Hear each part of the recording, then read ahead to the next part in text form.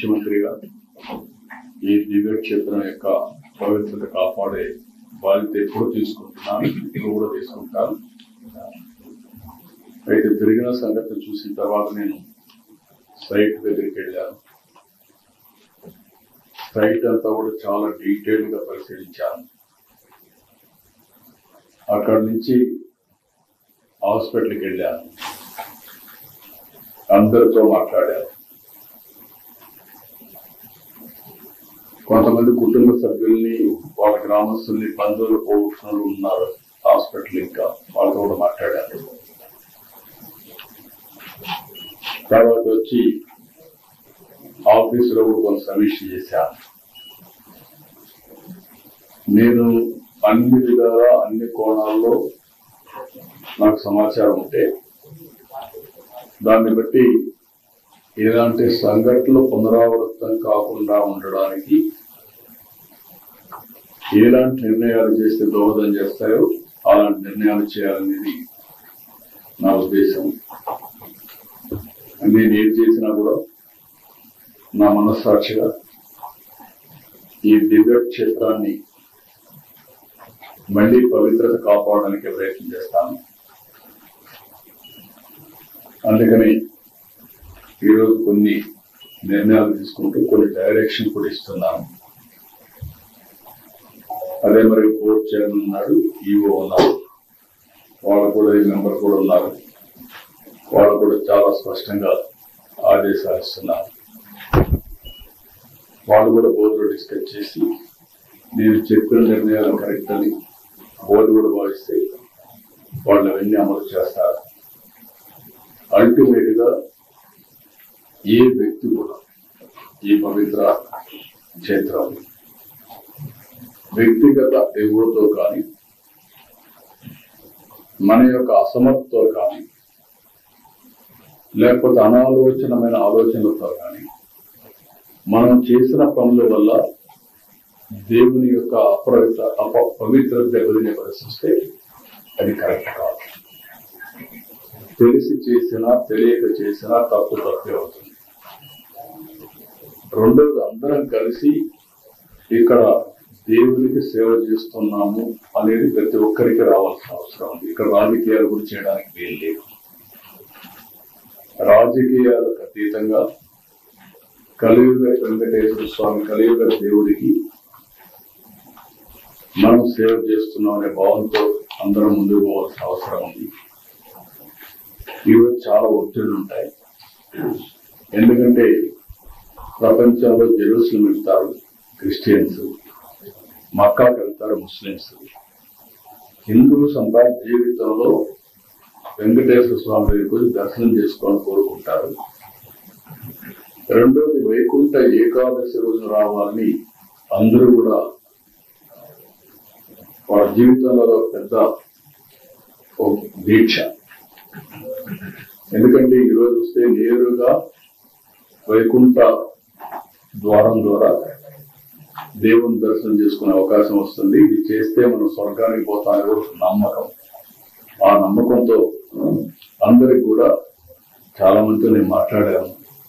10 సార్లు వచ్చారు, 12 సార్లు వచ్చారు, 13 సార్లు వచ్చారు. ఇక్కడ జరిగినప్పుడు సంఘటన నేను సింక్రనైజ్ చేసుకుంటే గడిచిన 5 సంవత్సరాలుగా 4 సంవత్సరాలుగా ఎప్పుడు నేను సాంప్రదాయం తిరుపతిలో తీసుకొచ్చి వెంకటేశ్వర స్వామి టికెట్లు ఇవ్వడం, అంటే టోకన్స్ ఇవ్వడం. అందరి మనోభావాలు ఏమున్నాయంటే, మేము కొండపై ఉన్నప్పుడు క్యూ లైన్ లో 36 గంటలైనా 45 గంటలైనా ఉంటాం. వెంకటేశ్వర స్వామిని తలుచుకుంటూ ఆయన లీలను గుర్తు చేసుకుంటూ అక్కడ టీవీలు కూడా చూసుకొని నైమికమయ్యి దేవుని సేవలో ఉంటాం, దేవుని సన్నిధిలో ఉంటాం. అది వాళ్ళకు తృప్తి. కానీ ఎప్పుడైతే తిరుపతికి తీసుకొచ్చారో ఇది మాకు కరెక్ట్ అనిపించలేదు అనేది అందరి మనోభావం. రాష్ట్రంలో ప్రజలందరి యొక్క మనోభావం. రెండోది, వైకుంఠ ఏకాదశి, ద్వాదశి 2 రోజులు పవిత్రమైన రోజులు. ఇది 10 రోజులు చేశారు. ఎందుకు చేశారు నాకు తెలియదు. ఏ సాంప్రదాయాలు అయితే పాటిస్తున్నామో ఆ సాంప్రదాయాలను ఉల్లంఘించడం కూడా కరెక్ట్ కాదని నా అభిప్రాయం. ఆ డెసిషన్ కూడా ఆగమ పండితులు డిసైడ్ చేస్తారు. రాష్ట్ర చరిత్రలో ఎప్పుడూ కూడా తిరుపతిలో ఇలా స్టాంపేడ్ అయి ఇలా తొక్కిసలాటై తిరుపతిలో మనుషులు చనిపోయిన పరిస్థితులు గతంలో ఎప్పుడూ కూడా జరగలేదు. గతంలో ఎప్పుడూ కూడా మనం చూడలేదు.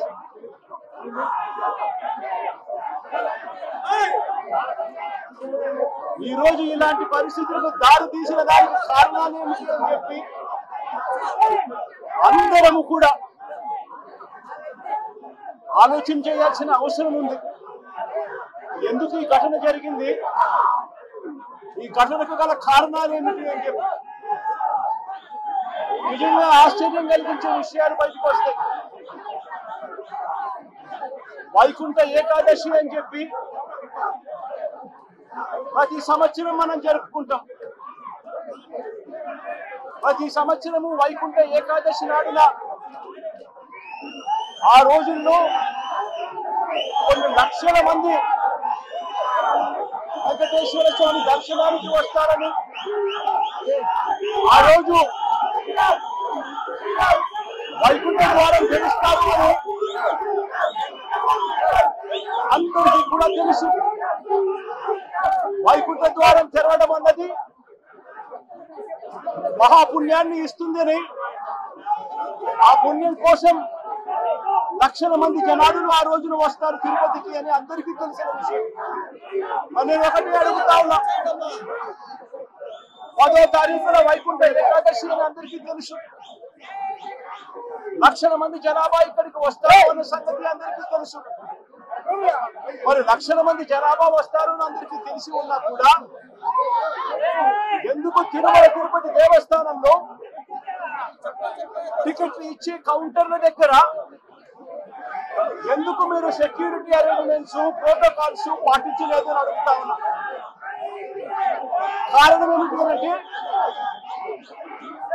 ఇక్కడ ఉన్న టీటీడీ అధికారుల దగ్గర నుంచి, టీటీడీ చైర్మన్ దగ్గర నుంచి, ఎస్పీ దగ్గర నుంచి, కలెక్టర్ దగ్గర వరకు అందరూ కూడా దీంట్లో భాగస్వాములే. చంద్రబాబు నాయుడు గారికి తెలుసు 10వ తారీఖున వైకుంఠ ఏకాదశి అని చెప్పి ఆయన ప్రోగ్రాం కుప్పంలో పెట్టుకుంటాడు. 6వ తారీఖు, 7వ తారీఖు, 8వ తారీఖు పోతాను, 8వ తారీఖు దాకా తను ఇక్కడే ఉంటాడు.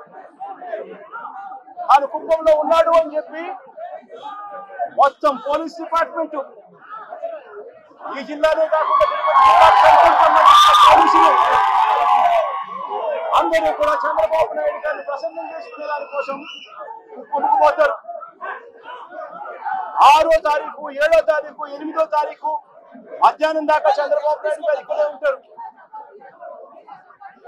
చంద్రబాబు నాయుడు గారు మధ్యాహ్నం 8వ తారీఖు మధ్యాహ్నం దానికి నుంచి బయలుదేరిపోతాడు. 8వ తారీఖు రాత్రి 8:30 గంటలకు టికెట్లు ఇచ్చే కార్యక్రమం జరిగేటప్పుడు ఈ ఘటన జరుగుతుంది. నిజంగా పోలీసులందరూ కూడా చేయాల్సింది ఏమిటి? ఇన్ని లక్షల మంది వస్తారు అని తెలిసినప్పుడు, చంద్రబాబు నాయుడు గారి పర్యటన కూడా అటువైపున ఉంది, కుప్పంలో ఉంది అని తెలిసినప్పుడు ప్రత్యామ్నాయ అరేంజ్మెంట్స్ చేసుకోవాల్సిన అవసరం ఉందా లేదా? కానీ ఎలాంటి ప్రత్యామ్నాయ అరేంజ్మెంట్స్ చేసుకోలేదు. అందరూ కూడా చంద్రబాబు నాయుడు గారి పర్యటనలో నిమగ్నమయ్యారు. 8వ తారీఖు మధ్యాహ్నం దాకా తను ఇక్కడే ఉంటాడు. 8వ తారీఖు రాత్రి 8:30కు ఘటనలు జరిగాయి. ఎందుకు ఈ ఘటనలు జరిగాయి అంటే ప్రోటోకాల్ ఎక్కడా కూడా లేదు. అందరినీ కూడా నేను ఇక్కడ వెళ్ళి అడిగితే పద్మావతి పార్క్ లో ఒక సెంటర్, పద్మావతి పార్క్ ఎదురుగా ఒక సెంటర్, ఏం సెంటర్?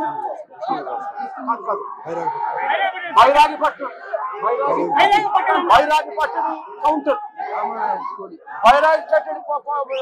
బైరాగి పట్టడి కౌంటర్ ఎదురుగా పార్క్ లో పొద్దున 9 గంటల నుంచి మనుషులను అక్కడే క్యాంప్ చేయించారు. మనుషులందరినీ కూడా అక్కడే పార్క్ చేయించారు. 8:30కు రాత్రి పార్క్ గేట్లు తెరిచారు.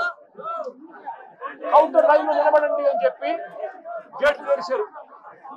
వెంటనే అందరూ పరిగెత్తుకుంటూ పోవడం, తోపిసలాట జరిగింది.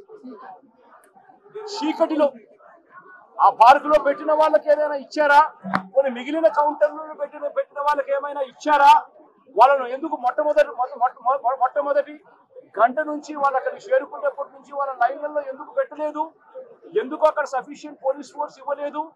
అక్కడ ఉన్న వాళ్ళ లైన్ లో మొదటి నుంచి పెట్టడం మొదలు పెట్టి ఉంటే, అన్ని సెంటర్లలో కూడా పెట్టి ఉంటే ఈ ఘటన జరిగి ఉండేది కాదు. ఎక్కడా కూడా అలా చేయాల.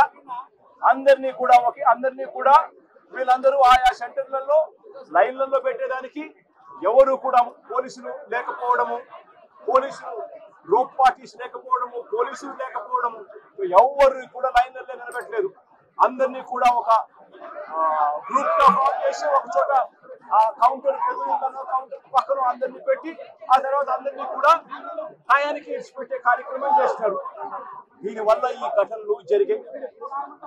ఇదే పోలీసులు, ఇదే చంద్రబాబు నాయుడు గారు ఎంత దిక్కుమాలిన అబద్ధాలు ఆడుతా ఉన్నారు అని అంటే, ఇదేదో ఒకే ఒక చోట జరిగింది, అది కూడా తప్పే.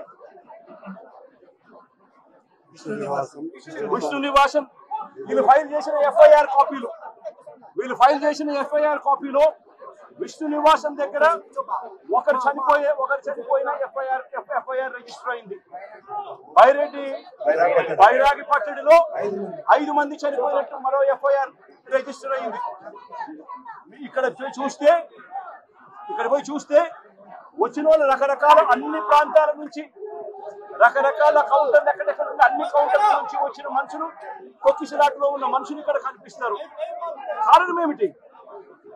టీటీడీలో టీటీడీ అనే ఒక వ్యవస్థ ఇంత ఇంపార్టెంట్ రోజున, వైకుంఠ ఏకాదశి రోజున ఇన్ని లక్షల మంది వస్తారు అని సంగతి తెలిసి ఇంత దారుణమైన అరేంజ్మెంట్లు చేయడం జరిగింది.